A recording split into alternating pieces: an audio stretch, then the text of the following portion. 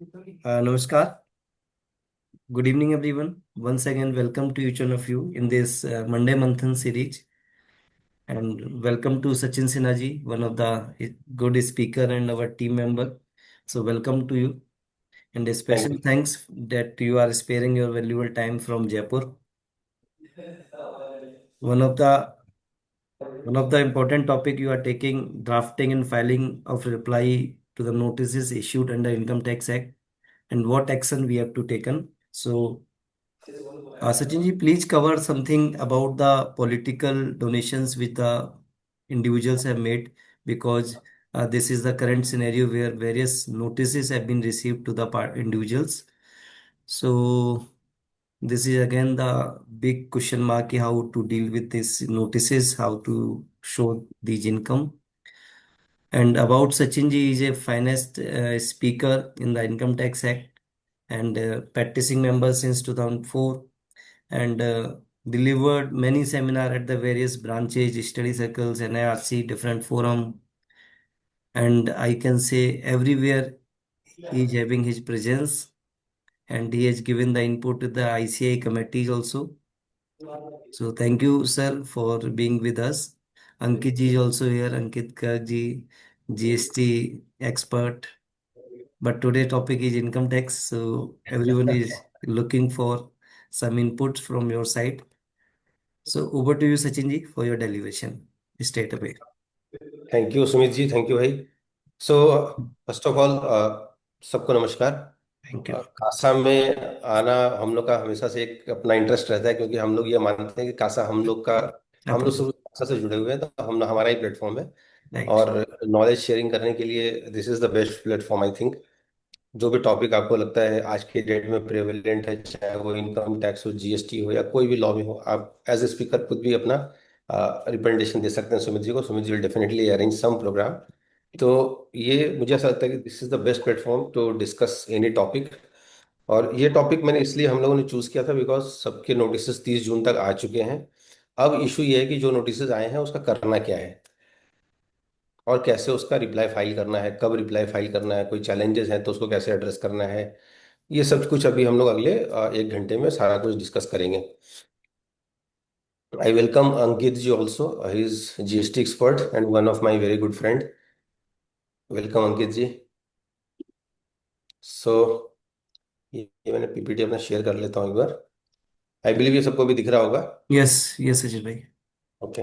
तो जो टॉपिक हमने रखा है, reply off demand notice, filing of rectification, handling of penalties, इसमें हम लोगों ने असेसमेंट का नोटिस को भी कवर किया है। तो असेसमेंट के नोटिस के ऊपर थोड़ा हम लोग अभी ध्यान देंगे, क्योंकि अभी ये ज़्यादा चल रहा है। और इसके बाद आगे जो भी डिमांड नोटिस है उसको कैसे एड्रेस करना है वो भी कवर करेंगे। सो नोटिस ऑफ असेसमेंट जो हमारे पास आता है वो सारा 143(2) का नोटिस होगा अभी, या 147 का नोटिस होगा। क्योंकि 143(1) का जो भी इंटीमेशन था वो पहले आ चुका है आपके पास, जिसमें आपको रिफंड भी मिल चुका होगा। लेकिन वो एक इंटीमेशन है, वो असेसमेंट का कुछ उसका लेना देना नहीं होता। कई लोगों को ऐसा लगता है कि मेरा रिफंड आ गया तो मेरा असेसमेंट कंप्लीट हो गया, ऐसा नहीं होता। 143(2) का नोटिस ओपन होता है डिपार्टमेंट के पास, और उसका टाइम लाइन होता है, वो भेजते हैं। एक बार नोटिस आ जाए तो क्या।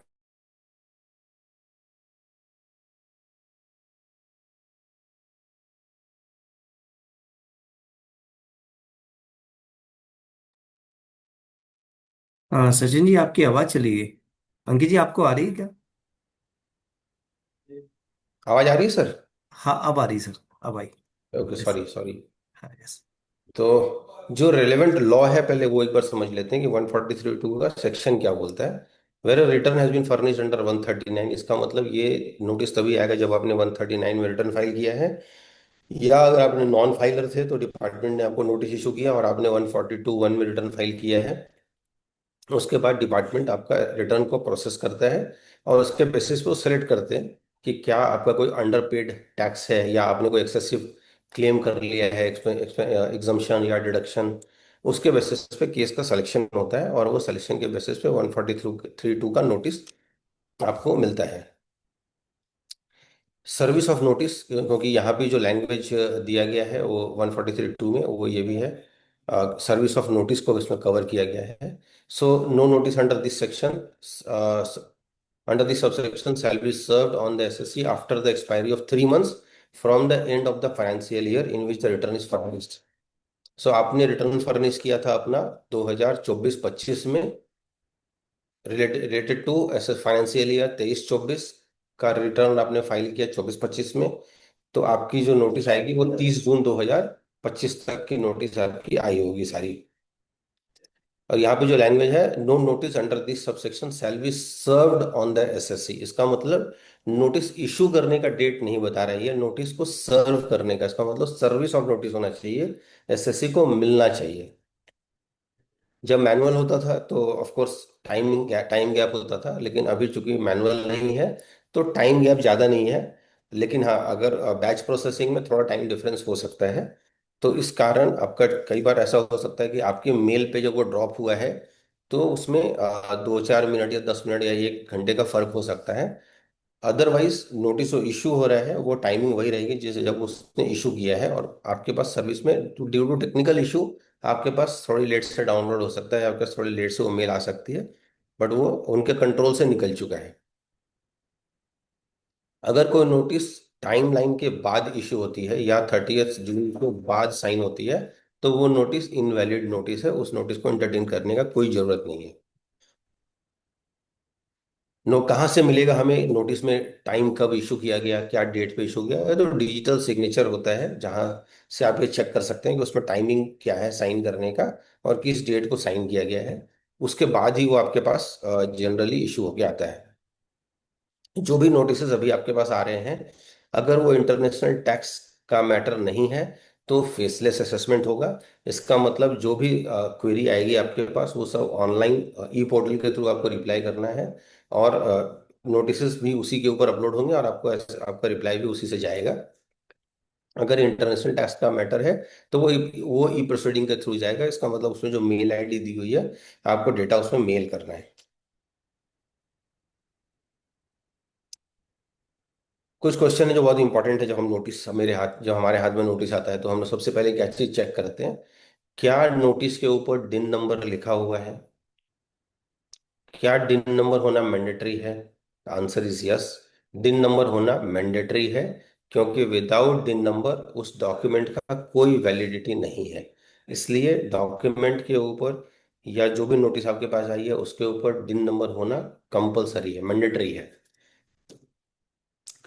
What if the assessee did not receive the notice over the email? Email के ऊपर नोटिस नहीं आया, कोई इशू नहीं है, आप एक बार अपना लॉगिन करके चेक कीजिए क्या वहाँ पे कोई नोटिस आया हुआ है। कई बार ऐसा हो सकता है कि आपने अपना ईमेल आईडी गलत दिया हुआ है या आपका ईमेल आईडी डिपार्टमेंट में गलत रिकॉर्ड हुआ है, तो इसके कारण आपको ईमेल नहीं पहुंच रहा होगा। तो आप एक बार डिपार्टमेंट के पोर्टल पे, इनकम टैक्स के पोर्टल पे चेक कीजिए अपना लॉगिन करके कि आपका वहाँ कोई नोटिस अपलोड हुआ है या नहीं हुआ है।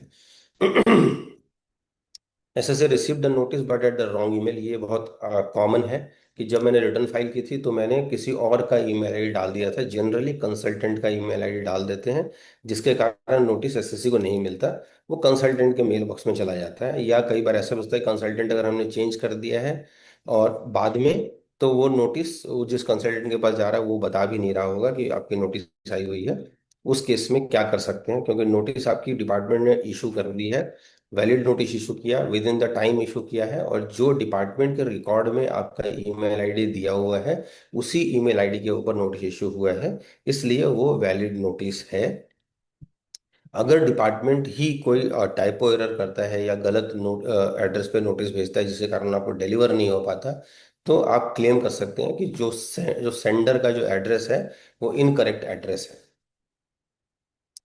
There is no time line to reply such notice, हर नोटिस के ऊपर टाइम दिया होगा कि आपको कब तक रिप्लाई करना है, या तो कोई डेट लिखा होगा या with in 7 days, with in 15 days, जो भी कुछ ना कुछ एक टाइम लाइन होता है कि उसको कब तक रिप्लाई करना है। अगर नोटिस के ऊपर कोई टाइम नहीं दिया हुआ है कि आपको कब तक रिप्लाई करना है, तो वो नोटिस इनवैलिड नोटिस है, क्योंकि नोटिस का ये इंग्रेडिएंट है, बेसिक इंग्रेडिएंट है कि उसमें रिप्लाई करने के लिए आपको टाइम लाइन देना है।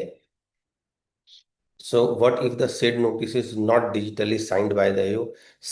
Digitally signed नहीं है, then also that notice is invalid notice, because आज के डेट में मैनुअल नोटिस का कोई वैल्यू नहीं है. So that notice should be digitally signed and should be served to the SSE over the email and over the uh, digital platform. What if the notice is issued by the AO of some other jurisdiction? Notice issue हुआ मेरे लिए, time से issue हुआ, मेरा email ID भी correct है, लेकिन मेरा जुरिस्डिक्शन ऑफिसर जो है वो कोई और आ रहा है. यानी कि जो मेरा असेसिंग ऑफिसर होना चाहिए नॉर्मली वो मेरा जो जुरिस्डिक्शन एओ है वही होता है. अदरवाइज जो फेसलेस असेसमेंट में फेसलेस असेसिंग ऑफिसर होते हैं जो असेसमेंट करते हैं. लेकिन अगर आपका किसी तीसरे जुरिस्डिक्शन से आ रहा है तो आप ये कह सकते हैं कि this notice is not a valid notice, because जो सेंडर है उसका मेरे को ऊपर कोई जुरिस्डिक्शन नहीं बनता है नोटिस इशू करने का. Notice deem to be valid in certain circumstances, ये एक बहुत इंपॉर्टेंट सेक्शन है 292 बी. किन केसेस में नोटिस ये बोला जाएगा कि वैलिड नोटिस इशू किया गया है, even though notice in notice is not correct, but ये बोला जाएगा कि notice deem to be valid notice.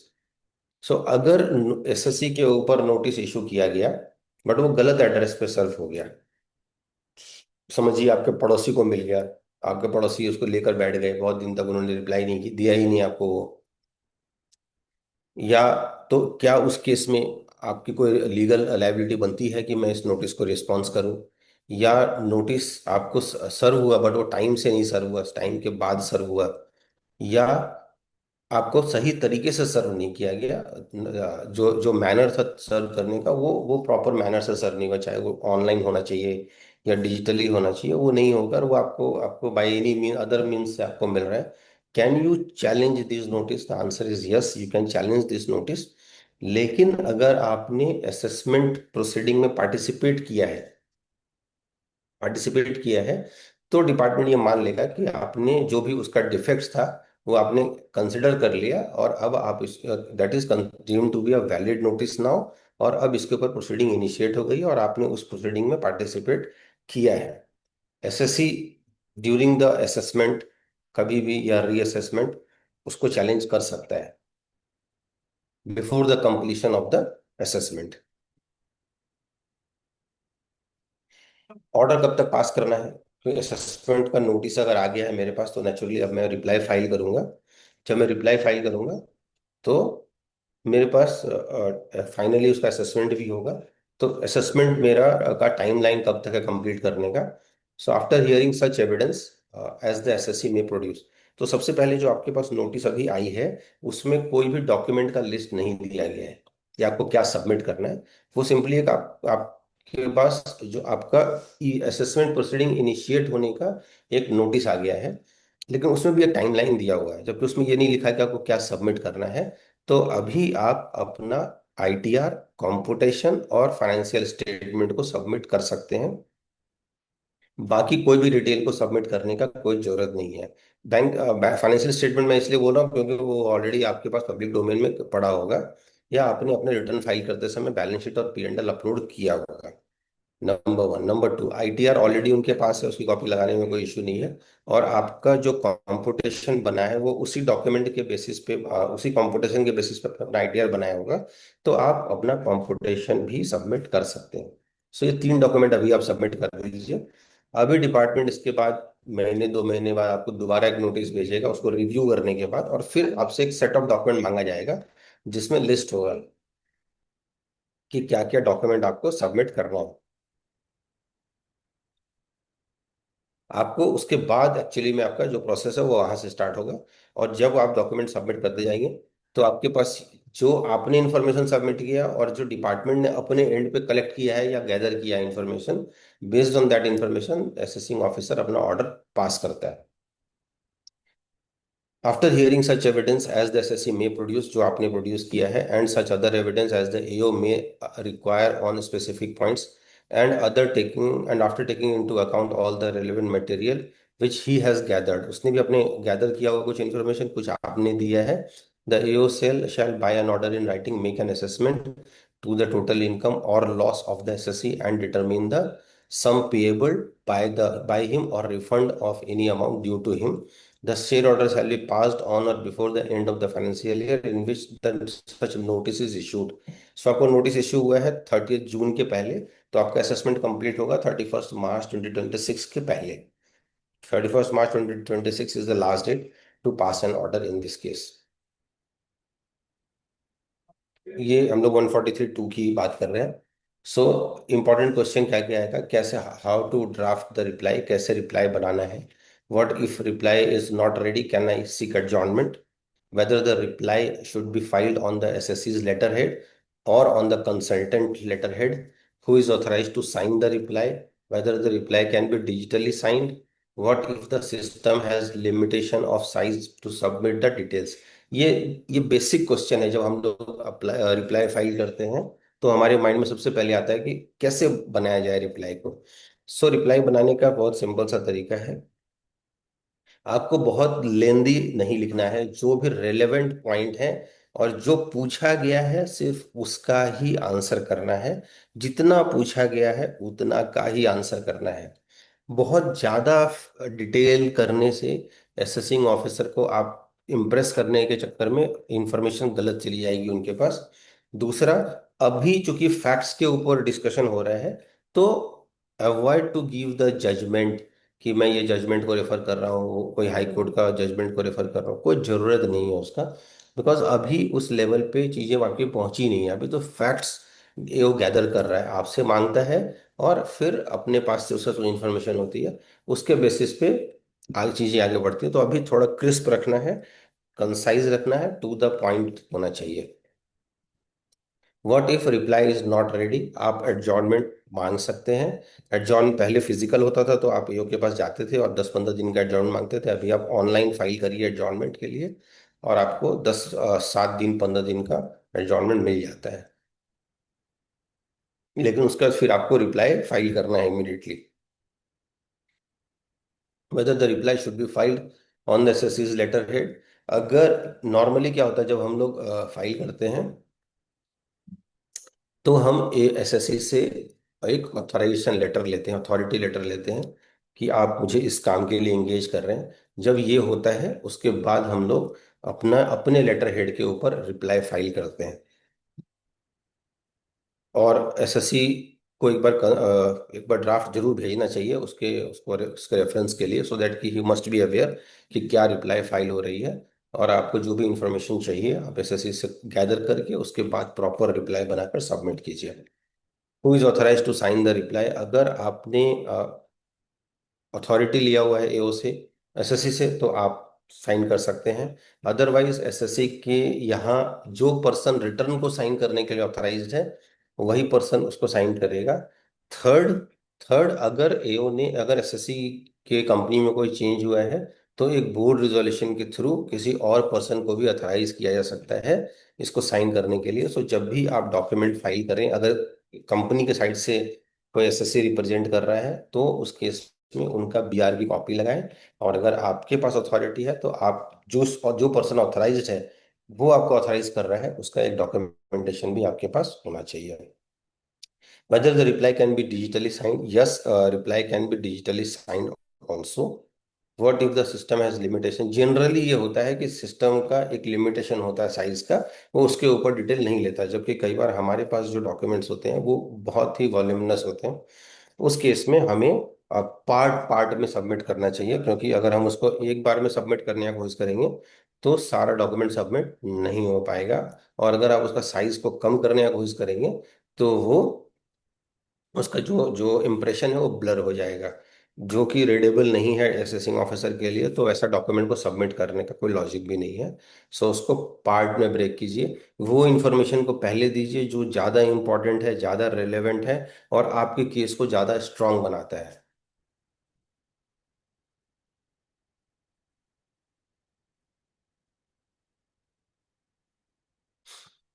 ठीक है। अब आपका जब ये मैटर कंप्लीट होता है उसके बाद एओ असेसिंग ऑफिसर अपना ऑर्डर पास करता है।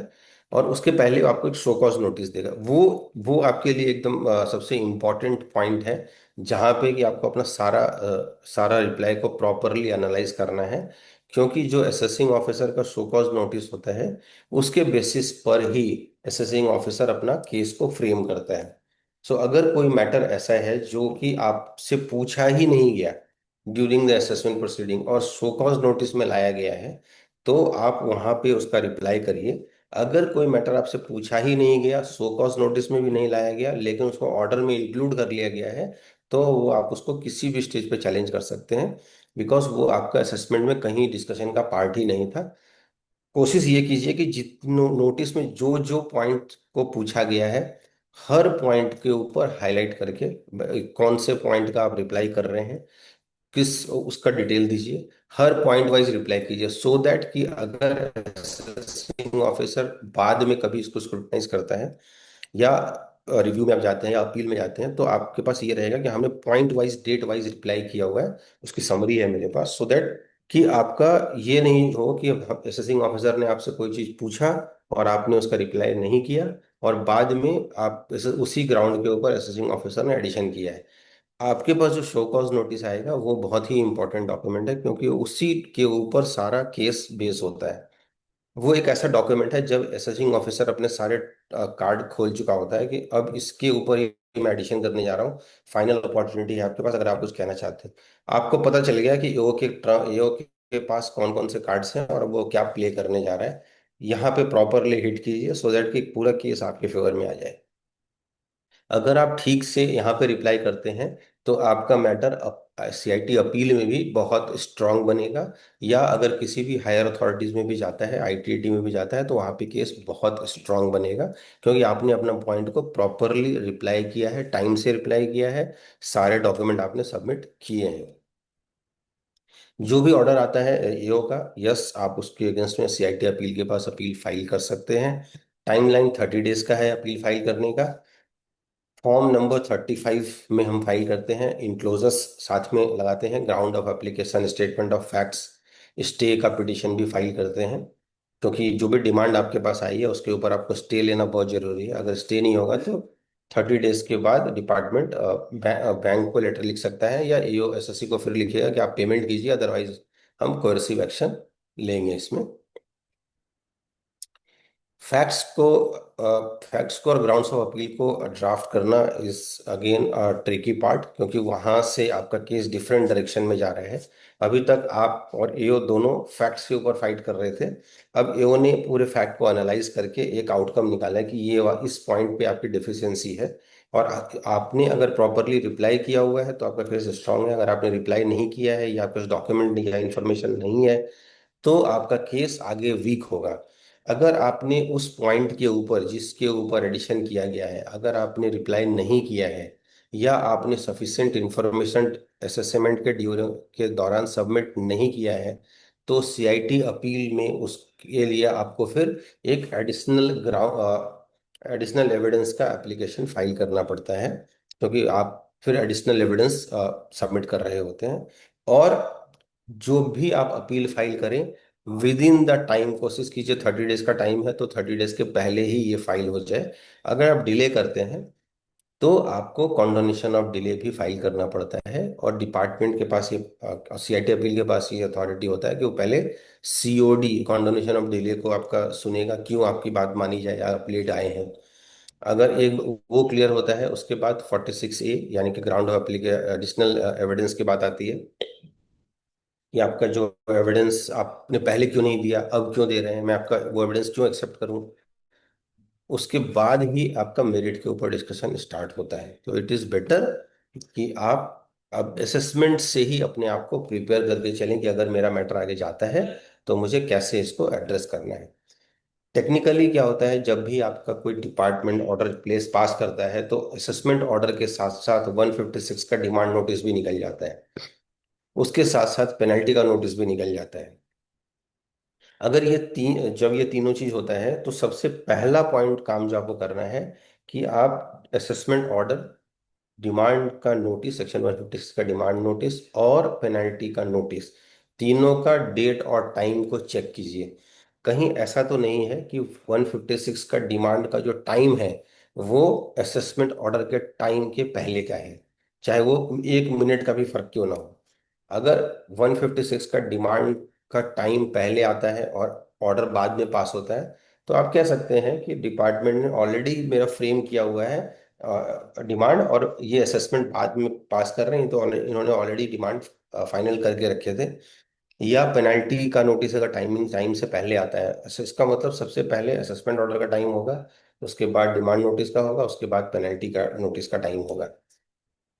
भले ही उसमें 1-2 मिनट का फर्क हो, पर होगा टाइमिंग ऐसे ही।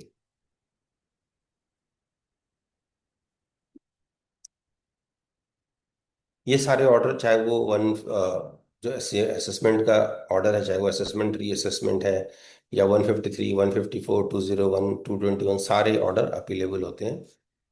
टाइमलाइन हमने डिस्कस किया, the appeal shall be presented within 30 days of the following date where the appeal related to assessment or penalty, the date of service of notice of demand relating to the assessment or penalty, in any other case the date on which the intimation of the order is sought to be appealed against is served.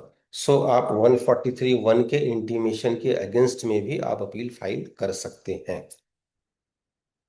अगर आप उसमें aggrieved हैं तो आप appeal file कर सकते हैं, और अगर असेसमेंट का कोई असेसमेंट या पेनल्टी नोटिस के अगेंस्ट, पेनल्टी का असेस ऑर्डर है, उसके अगेंस्ट में आप अपील फाइल कर रहे हैं, तो आपको जब वो ऑर्डर सर्व किया गया वहां से आप 30 days काउंट कर लीजिए, और उसके पहले आपको अपील फाइल करना है। कितना फीस लगेगा वो डिपेंड करता है कि आपका कितने का टोटल इनकम है, उसके बेसिस पे आपकी फीस डिटरमिन होगी। Maximum fees is 1000 rupees. क्या क्या डॉक्यूमेंट लगाना है, फॉर्म 35 फाइल करते हैं, ऐसे statement of facts, grounds of appeal, इसके साथ एक प्रेयर लगता है कि आपका इसको सुना जाए और आपका अपील को कंसिडर किया जाए, और स्टे ऑफ डिमांड एप्लीकेशन लगेगा इसके साथ में कि मेरा जो डिमांड है उसको स्टे दे दिया जाए। Copy of order against which the appeal is filed, जो ऑर्डर जिस ऑर्डर से आप अग्रीव्ड हैं, वो ऑर्डर की कॉपी आपको लगानी है साथ में कि यही ऑर्डर है जिसके ऊपर आप अग्रीव्ड हैं। Copy of proof of fees paid, जो 1000 रुपीज या 500 या 250 जो भी हमने यहाँ पे डिस्कस किया, इसका जो फी आपने पे किया है उसकी कॉपी आपको यहाँ साथ में लगानी है। Evidence to substantiate the statement of facts, अगर आपको लगता है कि जो मैं फैक्ट्स में लेके आ रहा हूँ उसमें मुझे और डॉक्यूमेंट ऐड करने हैं, और या डॉक्यूमेंट ऐड करने से मेरा स्टेटमेंट ऑफ फैक्ट्स ज़्यादा स्ट्रांग बनता है, तो आप उसको भी साथ में सबमिट कीजिए, रेफरेंस देकर कि कौन से पॉइंट को आप कहाँ पे रेफर कर रहे हैं, कौन सा डॉक्यूमेंट कहाँ रेफर हो रहा है।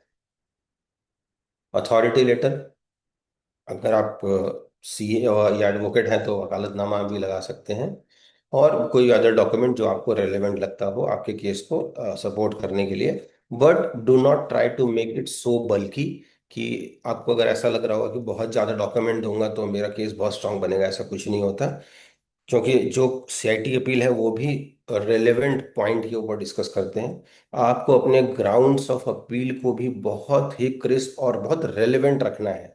बहुत ज़्यादा नंबर्स में उसको ब्रेक डाउन करने से भी सीआईटी अपील या senior authority, higher authorities consider नहीं करेंगे, फिर आपको वापस भेजा जाएगा कि आप रीड्राफ्ट करके लाइए।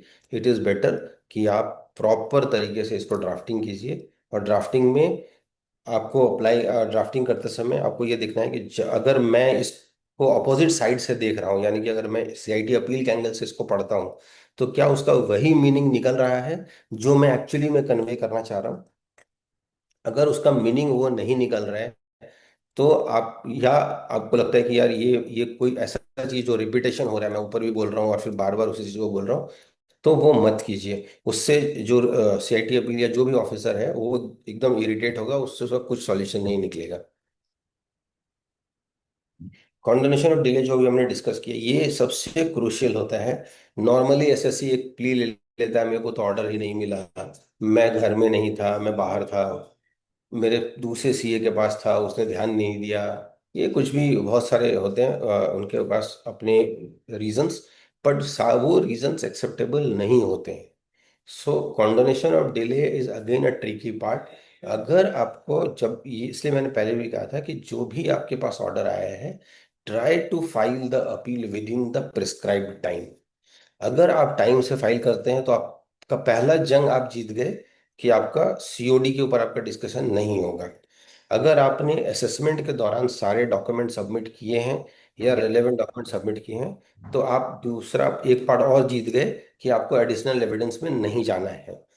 तीसरा इंपॉर्टेंट पॉइंट रहेगा मेरिट के ऊपर डिस्कशन, उसके लिए आप तैयार हैं। तो ये क्योंकि डिपार्टमेंट हमेशा इसके ऊपर सबसे पहले हार्प करेगा कि आपको क्यों दिया जाए। अगर मैं आपको नहीं देता हूं तो आपका केस थ्रेशोल्ड से खत्म हो जाएगा। आप अगर अगर सीआईटी अपील डिनाई कर देता है कि आपका 30 डेज के हेलो। अंदर फाइल नहीं हुआ और मैं इसको एक्सेप्ट नहीं करूंगा, बोलो सर।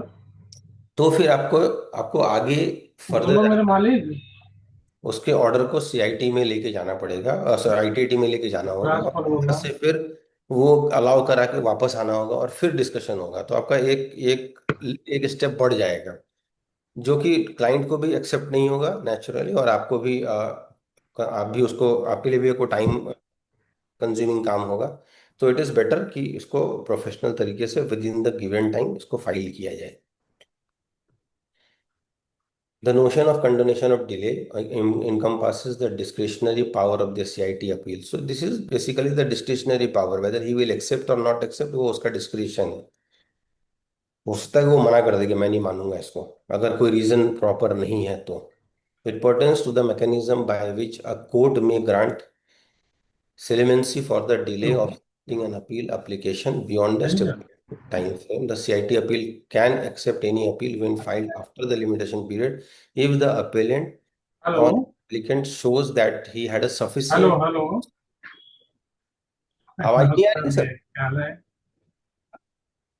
सुमित जी आवाज आ रही है? क्या आप आपके यही दीपिका यादव है? मुझे आ रही है आवाज, लेकिन वो डिस्टर्ब हो रहे हैं मुझसे। जानते हैं? आप ऑडिबल हो क्लियरली। अच्छा, साकेत हो आप? तो अच्छा, इनको थोड़ा ना म्यूट वो कर इधर दीजिएगा है। प्लीज। सुमित जी, पॉसिबल है तो एक बार उनको म्यूट कर दीजिए थोड़ी ये देर। एयरपोर्ट के पास जो है ना, द्वार। अच्छा। नहीं नहीं, ओके। अच्छा, आप लोगों का दिल्ली से बाहर तो ट्रांसफर नहीं होता ना? सर? अच्छा। नहीं, वो बेटे के लिए कुछ कर ट्रांसफर लीजिए करना वो, था। राजपाल जी म्यूट कर लीजिए।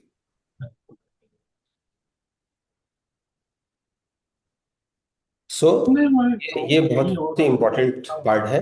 जब भी आप अपील फाइल करें, additional evidence basically refers to rule 46 capital A. और चलो इस बार इसमें पता। जो आपने सुनो असेसमेंट के दौरान अगर आपका कोई एमबीए। डॉक्यूमेंट रह गया है सबमिट करना, तो आप यहाँ पे सबमिट करते हैं, या आपको लगता है कि ये डॉक्यूमेंट में से मांगा ही नहीं गया हाँ जी। और इसके बिना तो मेरा केस मेरे फेवर में नहीं जाएगा, that is also an additional evidence. एक सो बार करवा ऐसा दो भी हमने पता। डिस्कस किया था कि आपको वो सारे डॉक्यूमेंट सबमिट करने जो आपसे मांगा गया है, नंबर वन। नंबर टू, कोई ऐसा डॉक्यूमेंट जो आपसे नहीं बैक तो मांगा गया, अभी लगता है कि अभी मेरे एक केस को साल हो कंटिन्यू गया करने क्या? के लिए ये बहुत ही इंपॉर्टेंट डॉक्यूमेंट है। पहले राजस्थान में हो गया था, फिर हरियाणा में हो गया था, फिर दिल्ली में।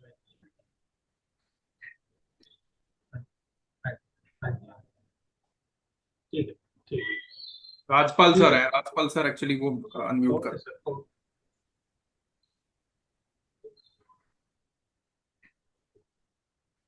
ओके।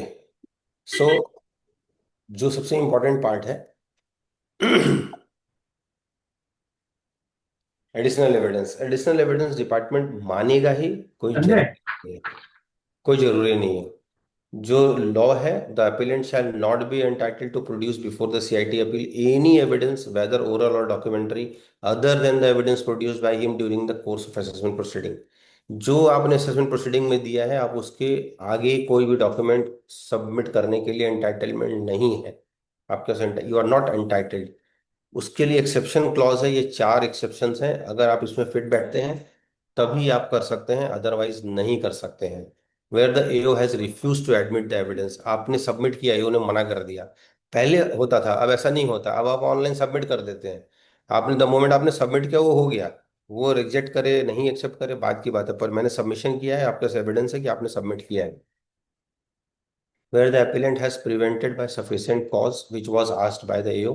एओ ने मांगा लेकिन आपके पास डॉक्यूमेंट था नहीं, समझिए कि एक्साइज वालों का रेड था या कस्टम वालों के पास वो डॉक्यूमेंट पड़ा हुआ था, वो उन्होंने आपको दिया नहीं इसलिए आपने प्रोड्यूस नहीं किया, या जीएसटी वालों ने डॉक्यूमेंट को अपने पास इंपाउंड किया हुआ था और आप वो आपको दिए नहीं इसलिए आप डिपार्टमेंट को प्रोड्यूस नहीं कर पाए, there may be any reason, but वो सफिशियंट कॉज होना चाहिए, तभी वो डिपार्टमेंट उसको एक्सेप्ट करेगा। Where the appellant has prevented by sufficient cause which was relevant for the ground of appeal, yes, आपके ग्राउंड के लिए, आपके ग्राउंड को स्टैब्लिश करने के लिए ये डॉक्यूमेंट बहुत इंपॉर्टेंट है, जो कि आप पहले किसी कारण से नहीं दे पाए थे, मांगा नहीं गया, कोई बात नहीं है, आपको खुद देना था और आप नहीं दे पाए ड्यू टू एबीसी रीजन, तो आपको वो भी प्रोड्यूस करना है, सफिशिएंट कॉज देना है कि मैं क्यों नहीं दे पाया।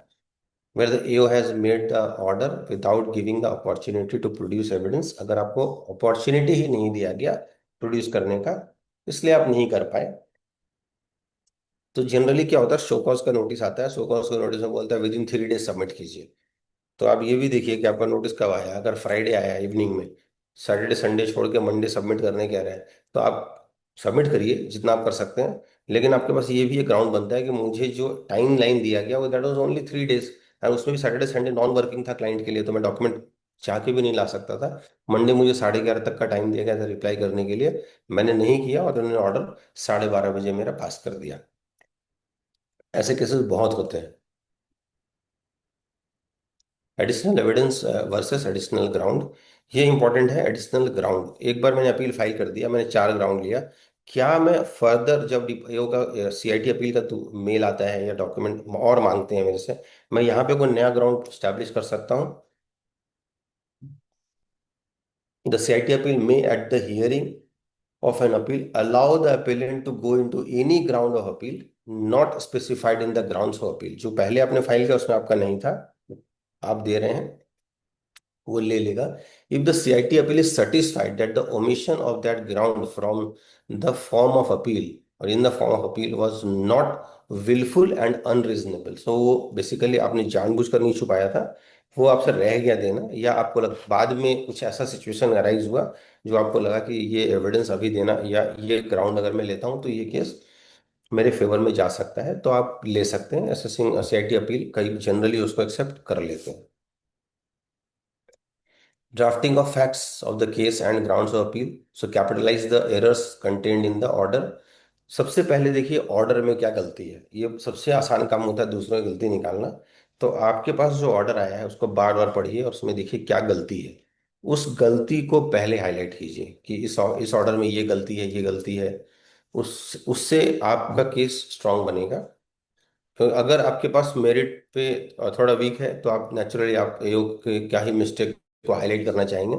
The ground should support the facts narrated, जो भी आप ग्राउंड ले रहे हैं वो फैक्ट के साथ अलाइंड होना चाहिए और उसका डॉक्यूमेंट्री एविडेंस भी होना चाहिए।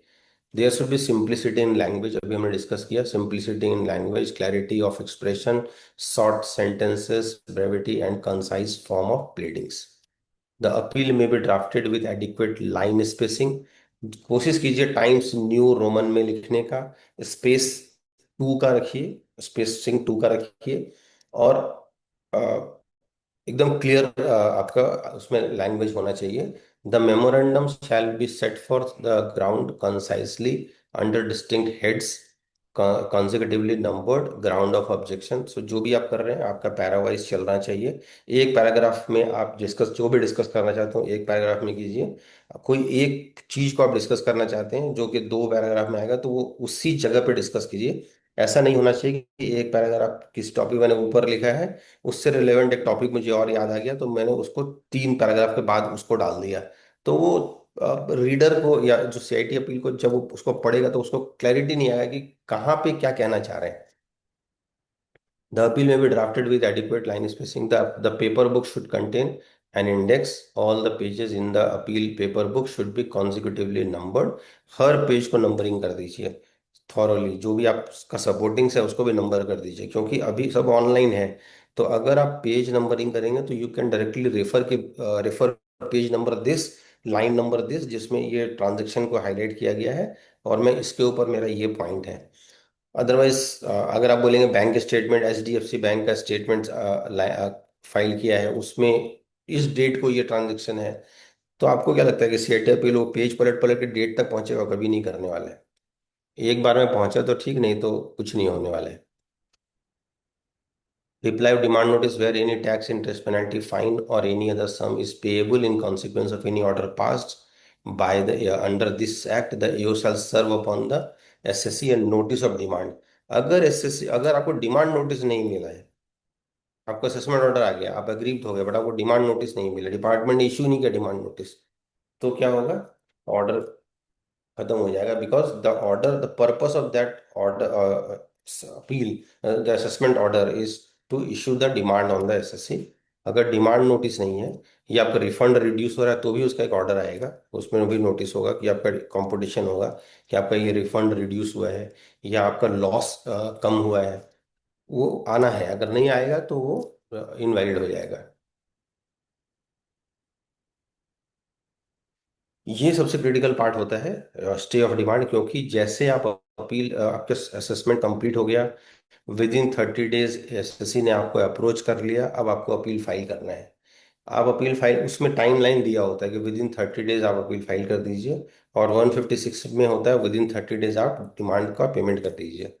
आपने 30 डेज के अंदर अपील फाइल कर दिया, सीआईटी अपील के पास आपने स्टे पिटिशन भी फाइल कर दिया, बट सीआईटी अपील का उसका मैटर लगेगा ही 1.5 साल बाद, 2 साल बाद, वो तो दिखेगा ही नहीं अभी। तो आपका स्टे पिटिशन कैसे एड्रेस होगा? आप डिपार्टमेंट आपको नोटिस भेजेगा कि आपका डिमांड पेंडिंग है, आप इसको पे कीजिए, अदरवाइज हम आपका बैंक से रिकवरी स्टार्ट करेंगे।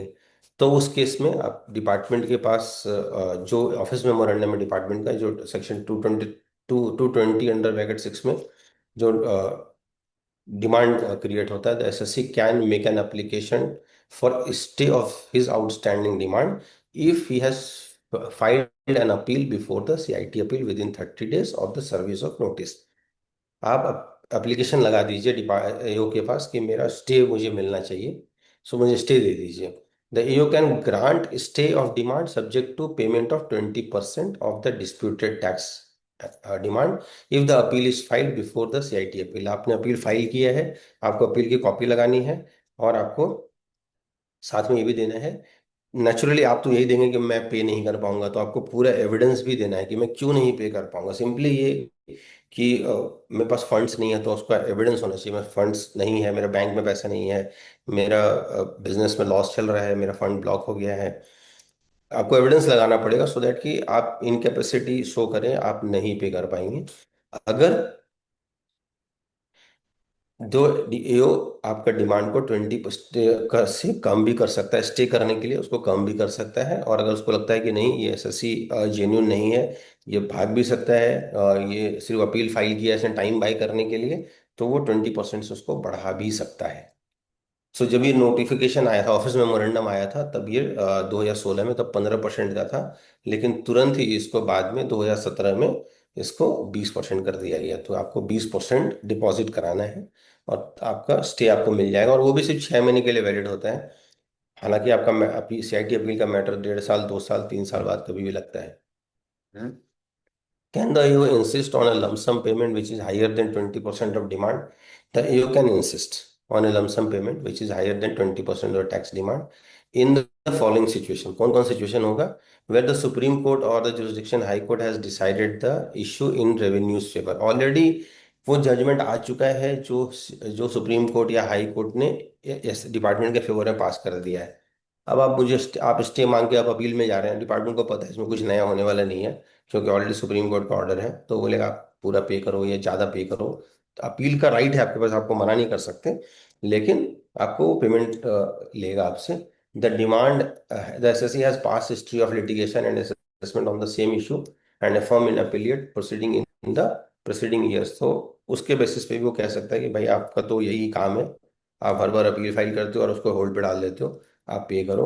सर्वे operation has been carried out against the SSC on tax demand based on the credible evidence. अगर डिपार्टमेंट होता है कि एसएससी इज नॉट जेन्यून, तो उसके वो कह सकते हैं भाई आप पे कर दो, उसके बाद आपको हम स्टे दे देंगे, आप लड़ते रहना। एप्लीकेशन ऑफ स्टे और demand to the CIT appeal. So naturally आपके पास 220 अंडर ब्रैकेट 6 में जो नोटिस, जो जो डिमांड है आपके पास, आप उसके लिए stay petition file, stay application file कर सकते हैं। ईओ उसको कंसिडर कर सकता है, तो जरूरी नहीं है करेगा ही, कर सकता है। और अगर करता है तो आपको अमाउंट पे करके स्टे मिल जाएगा, और आप उसके बेसिस पे आप फिर मैटर को आगे बढ़ा सकते हैं। The Honorable High Court, in the case of this, had held that invested the power of granting stay order for recovery of demand till disposal of appeal pending before him, even if the SSC has not approached to the SSC officer or the application has not been decided. So ये इलाहाबाद का high court का judgement है, but still department is sending the notice कि आप tax जमा कर आप जो डिमांड है उसको क्लोज कीजिए।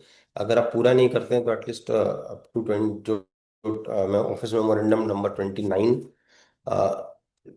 जो आपका 29 फरवरी 2016 का जो ऑफिस मेमोरेंडम है, उसके बेसिस पे आपको आप आपका अप्लाई कीजिए, आप स्टे के लिए आपको मिल जाएगा। Rectification of application is one of the tool. अगर कोई ऑर्डर आपको अमेंड कराना है where mistake is apparent from record, तो आप एओ को एप्लीकेशन कर सकते हैं। अब ये सारा ऑनलाइन है। पेनल्टी नोटिस को भी वैसे ही एड्रेस करना है जैसे आप असेसमेंट और नोटिस को करते हैं, क्योंकि पेनल्टी नोटिस में दो पार्ट होते हैं, miss reporting and under reporting. So you have to be very careful कि जो आपका केस पेनल्टी के लिए लाया गया है, तो क्या असेसमेंट के दौरान असेसिंग ऑफिसर ने असेसमेंट ऑर्डर में इसको लिखा है कि आपका मिस रिपोर्टिंग है या अंडर रिपोर्टिंग है। उसके बेसिस पे आप, और आपको उसके बेसिस पे ही आपका नोटिस फर्दर इशू किया गया, और उसमें क्लियर लिखा हुआ है कि किस कैटेगरी में आपका केस फॉल कर रहा है। पेनल्टी का नोटिस में लिखा होता है।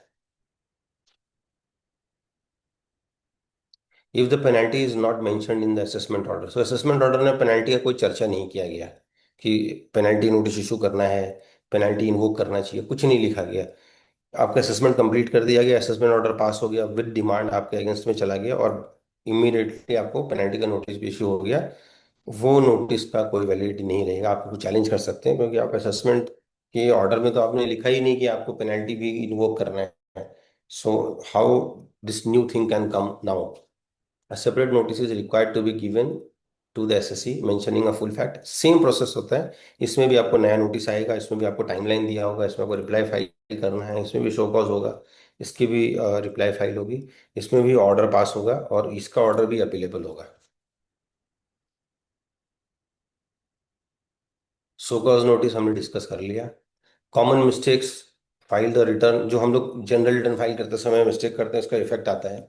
रिटर्न हमने फाइल किया, हमने टीडीएस क्लेम ही नहीं किया, क्योंकि 26 ईयर्स में शो नहीं कर रहा था, या 26 ईयर्स में शो कर रहा था बट एसएससी का जीरो टैक्स बन रहा था, तो बाई चांस वो मिस कर गए टीडीएस क्लेम करना, और रिटर्न फाइल हो गई।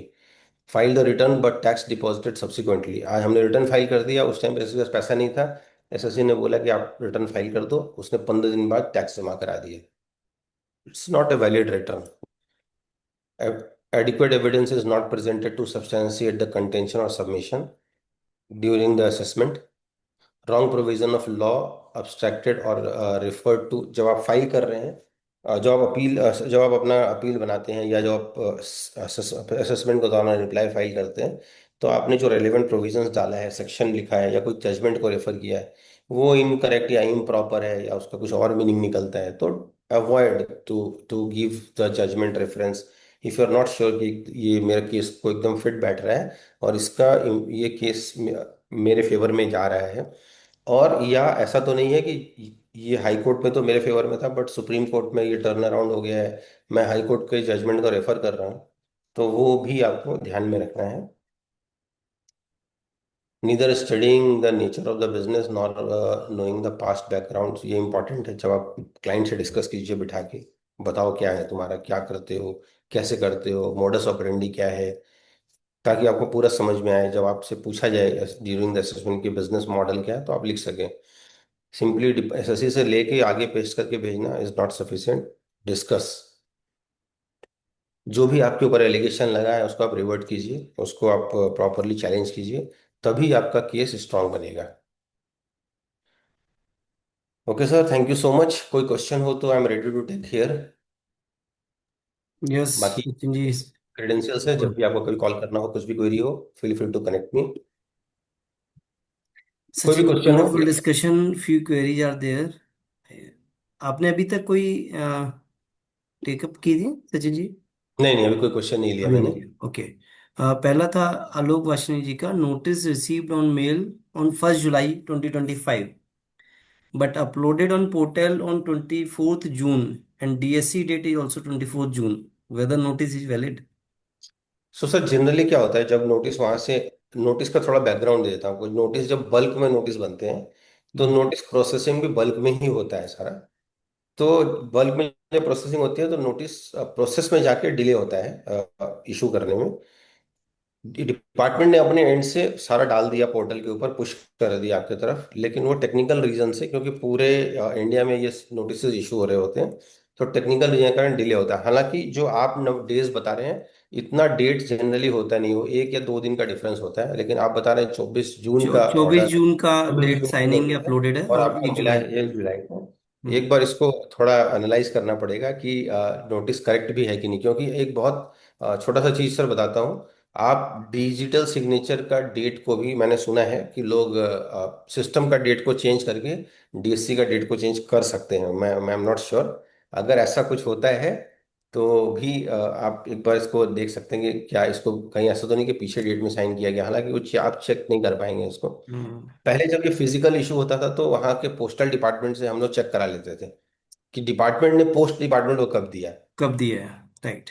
लेकिन अभी चूंकि ऑनलाइन है तो उस वो जब वहां से पुश कर देते हैं उसके बाद वो कहते हैं हमने तो पुश कर दिया, अब सिस्टम में पेंडिंग है। समटाइम लेकिन ये जनरली डिले भी होता है कि मेल फॉरवर्डिंग में बल्क मेल जब जाती है तो it takes 1 days time, few hours long yes time. Yes correct, one but two days तो इसमें मैं समझता हूँ, बट इनका हाँ 7 दिन का डिले है। हाँ, सात तो दिन आप एक का चीज और कर डिले सकते हैं, इज नॉट ए आप जस्ट। फाइल का इंस्पेक्शन कर सकते हैं कि असेसिंग ऑफिसर को कब परमिशन दिया गया नोटिस इशू करने के लिए, क्योंकि असेसिंग ऑफिसर को परमिशन लेना होता है नोटिस के लिए। तो आप वो राइट। चेक कर सकते हैं सर। एक क्वेरी अरुण जी की है, अंडर सेक्शन 143 वन वन ए वन ए हाँ issued by CPC dated 30th June for assessment year 19 and demand raised. The demand is raised due to misreporting of the ESI under wrong serial number of relevant section. What is the way out and reply of the sir, notice? अगर ये 19 का matter है आपका, तो अभी अभी अभी recent judgement आया, दिल्ली हाई कोर्ट ने भी बोला है कि अगर कोई भी ऐसा मैटर जो जो कोर्ट में पेंडिंग है उस टाइम पे, हम्म, उस समय कोर्ट में पेंडिंग है और उसके बेसिस पे कोई भी इंटीमेशन पास हो गया है जिसमें डिमांड आ रहा है, तो वो उसका कोई वैलिडिटी नहीं है। right. Next is if stay order is not in favor, then can we appealed against? So stay order तो डिस्क्रेशन है सर डिपार्टमेंट का। Hmm. स्टे ऑर्डर डिस्क्रेशन है, अगर आपको लगता है तो आप रिट में जा सकते हैं कि मुझे, मैं अग्रीव्ड हूँ, मेरा पैसा नहीं है, मैं कहाँ से दूंगा। लेकिन उस वो डिस्क्रिशनरी है उसका।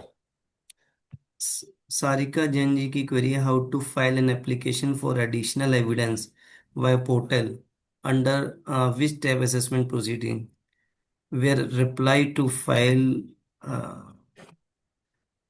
नहीं, इसके लिए आपको सेपरेट टैब नहीं मिलेगा। जब हम्म, आप रिप्लाई फाइल कर रहे होते हैं उसी में आप डालिए कि मेरा मेरा ये एडिशनल एविडेंस मैं फाइल कर रही हूँ।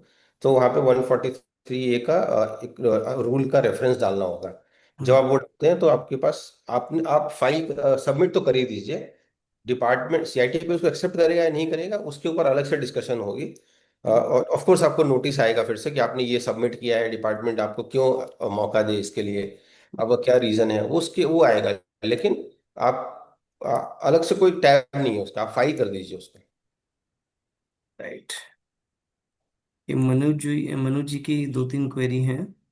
Against our demand stay application will CIT appeal issue any acceptance or other document? Sir CIT appeal के पास जब एप्लीकेशन फाइल करते हैं ना, वो मैटर उनके पास 1.5-2 साल में जाके आता है। तो वो स्टे को तो सुनते ही नहीं है वो कोई, मतलब वो है प्रोसीजर का पार्ट, लेकिन वो सुनते नहीं है वो। How to intimate Intimate EO AO that we, हाँ, that we have already intimate. filed stay application with CIT appeal and mere intimation to AO is sufficient. सो जैसे आप स्टे फाइल कर देते हैं एओ के पास, एओ के पास ही, एओ ही इसका ऑर्डर पास करेगा, आपको एओ को इंटीमेट नहीं करना है। एओ ही इसका ऑर्डर पास करता है कि आपको स्टे दिया जा रहा है। अगर सीआईटी अपील ने आपको स्टे हम्म, दे दिया है हम्म, तो आप एओ के पास फाइल कर सकते हैं, आपका जो जुरिस्डिक्शनल एओ है उसके पास आप फाइल कीजिए, और जहां से आपको रिकवरी का नोटिस आ रहा है वहां पे आप फाइल कीजिए।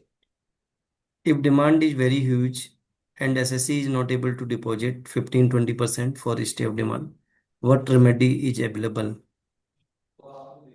सो आपको अब स्टे स्टे एप्लीकेशन फाइल कीजिए सीआईटी अपील के पास, और सॉरी सीआईटी अपील के पास तो करना ही है, साथ में एओ के पास भी कीजिए। हम्म, पूरा ग्राउंड बनाइए क्यों आप पे नहीं कर पा रहे हैं क्या, और डॉक्यूमेंट्री एविडेंस के साथ। सिंपली ये कहना कि मैं नहीं पे कर पा रहा हूँ, मेरा बिजनेस में लॉस हुआ, प्रूव कीजिए उसको, उसको प्रूव कीजिए। और हाई पिच असेसमेंट के लिए डिपार्टमेंट की अलग से कमेटी बनी हुई है, आप उसमें भी फाइल कर सकते हैं, वहाँ पे कोई सुनता नहीं है। लेकिन ये स्टेप है जहाँ एक एक करके आपको पार करना पड़ेगा। पहले आपको ईओ के पास जाना होगा, वो उसके साथ एक आपको हाई पिच असेसमेंट की कमेटी को देना है, उसके बाद भी अगर नहीं होता तो आप पीसीआई तक भी जा सकते हैं इसके लिए, बट वो प्रोसेस स्टेप वाइज चलेगा। right. उज्जवल जी की क्वेरी है, should be it writ or appeal for for state what? Knowledge we have paid under MAT and should be adjusted against the same. However, they cannot be adjusted against the MAT credit and but raise a demand. Sir rate का जो basic law है, जितना मैं समझता हूँ, although I am not the right person to deliberate on this, कि आपका अगर लॉ में कोई रूट, कोई आपके पास ऑप्शंस खत्म हो गए हैं या आपके पास कोई ऑप्शन नहीं है, तो आप रेट में जाते हैं। क्योंकि जब आप रेट मेंटेन ही तभी होगा जब वो पूछेगा आपसे कि आपने इसके अपील क्यों नहीं फाइल किया, क्या ये अपीलेबल नहीं था, या इसको चैलेंज नहीं कर सकते थे किसी और फोरम में। अगर आपका आंसर यस है कि यस किसी और फोरम में चैलेंज हो सकता था, देन अपील का रूट, रीट का रूट नहीं है आपके लिए। इसका मतलब ऐसा कोई प्रोविजन, ऐसा कोई चीज जहाँ पे आप एकदम बॉटलनेक हो गया, अब आपके पास लॉ में कोई आगे बढ़ने का रास्ता बंद है, तो आप रेट के थ्रू जा सकते हैं। Hello, Sachin sir, can you hear me? Yes sir, yes sir. Yeah, I'm Ujwal, the said CA Ujwal. So, sir, मेरा query actually with regards to that in one of our cases, what has happened is MAT credit में हम लोगों ने income tax return file किया है, and assessing officer while passing the order, he has not considered the MAT credit itself. मेरा मतलब total demand उसने raise कर दिया। I have a MAT credit of 8 crore and he has raised a demand of 4 crore right now, stating that 10 AA का deduction नहीं मिलेगा, but hmm. that should have been adjusted against the MAT credit which was there first, and then he should have sent it across. Now my problem is, even if I go in appeal for as against the same, वो 4 करोड़ के against में 20% मुझे around 80 lakh rupees मुझे भरना पड़ रहा है। So as against that, then even when I put a stay order, so stay order, when it went to the assessing officer, he said that we cannot give you a stay order against this, and you have to deposit the minimum amount of 20% as against that. So इसमें मुझे जानना था, that means, do I file an appeal against the stay order, or what do I do? That means, because मेरे लिए basically there is no amount of tax which is payable सो मैं under समझ either गया, of the circumstances cash में। मैं समझ गया आपका पॉइंट। आप इसमें ऐसा कर सकते हैं, आप एओ को बोलिए ठीक है, अगर आप मेरा स्टे एप्लीकेशन को एक्सेप्ट नहीं कर रहे हैं तो रिजेक्ट इट। हम्म। आप रिजेक्ट कर दो, डिस्पोज करो अपना ऑर्डर को। जैसे आप ओके। मेरा एप्लीकेशन को डिस्पोज ऑफ करेंगे, अब आपके हाँ। पास एक ट्रिगर पॉइंट आ गया कि यस, अब आपके पास आगे रास्ता नहीं है जाने का, क्योंकि आप हाँ। अपील में जाने और पेमेंट करना दोनों अलग अलग चीज है। Now you can go hmm. To the writ कि सर मैं इस ऑर्डर से अग्रीव्ड के अलावा मैं टैक्स से भी अग्रीव्ड हूँ, मुझे पेमेंट करना पड़ रहा है, और जो कि मेरा फिट केस है। सो हम्म। आपको कोर्ट में रिलीफ मिल सकता है इसके लिए। Okay, but for that I'll have to go for a writ petition only. There is no other option to that. I cannot yes. file an appeal against the stay order. No sir. Understood your point, sir. Thank you, sir. Thank you very much. Thank you sir. Next query है विनोद कौशिक जी की, up to which assessment year maximum any notice can be issued under income tax act? Sir 147 को refer कर लीजिए, वो 3 year 5 years का जो time line है, हम्म। उसके बेसिस पे आपका जो जहां तक आपका जा सकता है वहीं तक जाएगा। डिपेंड करता है आप कब टेस्ट कर रहे हैं, पिछले साल के हिसाब से टेस्ट कर रहे हैं, इस साल टेस्ट कर रहे इस हैं, साल आज टेस्ट कर कर रहे रहे हैं, हैं, आज टेस्ट कर रहे हैं, राइट। तो उसके हिसाब से होगा, बट बेसिक थ्रेशोल्ड यही है sir. Any other query you want to ask? Please, you can raise your hand and mute yourself. If you, we can take up 2, 3 more queries before concluding. Sachin, you have wonderfully covered the topic and very much given insight. Thank you so Still, much भाई। आप जयपुर में हैं, आप दिल्ली से out of city, still you have given time. So thank you very much. Thank you sir, thank you, आपने मुझे मौका दिया। सर आपका अपना प्लेटफॉर्म है, आपकी अपनी ऑर्गेनाइजेशन है, you can use your date and anyone any members want to deliver and deliberate any topic or any input you want to give, you can share your input through my messages. Arun ji की last message, fake invoices cases, how much year notice can be issued? Sir fake invoice के लिए अलग से कोई prescribe timeline नहीं है, timeline एक ही है। आपका केस या तो 143 में हो रहा है या 147 में हो रहा है। 143 के लिए मैंने टाइमलाइन बता दिया, अगर पिछले साल में आपने रिटर्न फाइल किया है तो इस साल जून तक रिटर्न नोटिस आए हैं। अगर 147 में हो रहा है तो 3 साल, अगर 50 लाख से कम है 5 साल, 50 लाख से ऊपर है। सिंपल कंसेप्ट है। Okay, no any other specific thing. Nothing sir. Okay. Sir एक दो क्वेरीज और आ गई हैं चैट बॉक्स में, sir if you can see, just minute. दो तो थैंक यू हैं, एक क्वेरी सारिका जी की, वी वाला वी आर ऑल है, जस्ट ऊपर चली गई, shaping work, okay, knowledge with your steam person, आप फीडबैक है, just feedback to you for you. चलो, थैंक यू भाई, thank you so much. Thank you, thank you Sachin ji, and thank you for sir, thank you so presentation much. once again I request everyone to follow our channel link I am sharing once again। आप channel हमारा का team Kasa का है वो follow कीजिएगा, वहाँ पर recording as well as presentation link I will share. ये रहा, मैंने आपको चैट बॉक्स में डाल दिया, just a minute. Yes, WhatsApp पर चैनल लिंक मैंने आपको शेयर कर दिया है, जहाँ पर रिकॉर्डिंग, प्रेजेंटेशंस और ऑडिट से रिलेटेड ड्राफ्ट डॉक्यूमेंट भी शेयर किए हुए हैं, you can access those documents. So with this now I am concluding today session. I hope you all have click the link of this WhatsApp channel, because हम एक बार sign out कर देंगे फिर आप लोग एक्सेस नहीं कर पाएंगे।